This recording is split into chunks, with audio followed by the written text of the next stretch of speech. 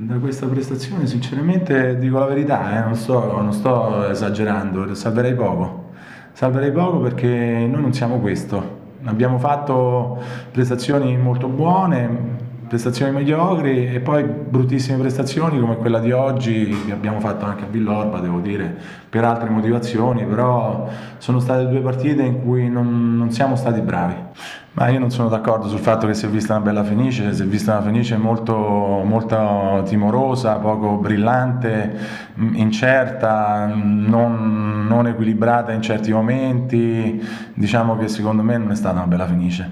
Tutti ci davano per retrocessi a inizio campionato. Essere a questo punto della stagione con questi punti qua, penso che noi al derby ci arriviamo con una tranquillità mentale che non ci tocca, qualsiasi tipo di risultato non ci toccherà più di tanto. Prima di tutto i complimenti li faccio a entrambe le squadre perché soprattutto nel primo tempo si sono affrontate instaurando una partita sicuramente delicata, sicuramente strategica per entrambi, due realtà che vogliono fare bene. Fenice sta facendo benissimo, fate i complimenti a mister Pagana che ripeto per me è sempre comunque un maestro e una persona di gran spessore e non sono parole gratuite perché lo penso da sempre, glielo ho riportate col cuore sempre. Da un punto di vista qualitativo ha un roster importante, ha un roster di ragazzi che devono fare esperienza ma che hanno grande disponibilità da un punto di vista tattico e hanno anche qualità. Chiaro che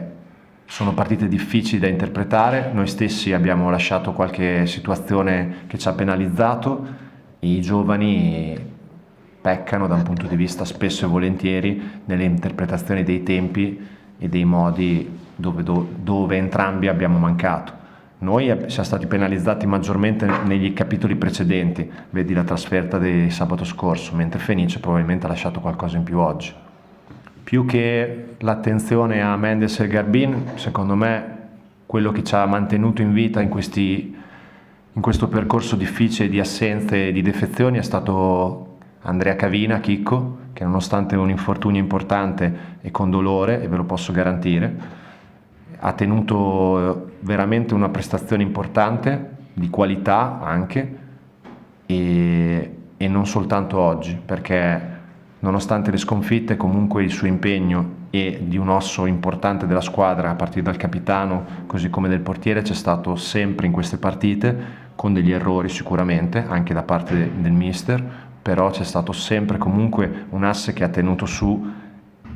che è quello su cui ci dobbiamo basare per cementare questa situazione. Prima di tutto da un punto di vista di età anagrafica sapete assolutamente come la penso, preferisco di certo allenare una rosa giovane come stiamo cercando di spingere da un punto di vista concreto a Faenza ed escluso tra virgolette il nostro vecchietto meraviglioso come il capitano che è semplicemente un 87 e la rosa va dal 91 al 99, anzi nel tempo vogliamo assolutamente abbassare l'età e incentivare il settore giovanile. Oggi hanno risposto bene i ragazzi e quindi dobbiamo essere sul pezzo perché le due partite successive sono ancora più importanti. C'è un derby con un Forlì che sta assolutamente bene, che sta facendo benissimo, che si è ripreso, che vuole vincere perché da noi è stato castigato fortemente le due passate edizioni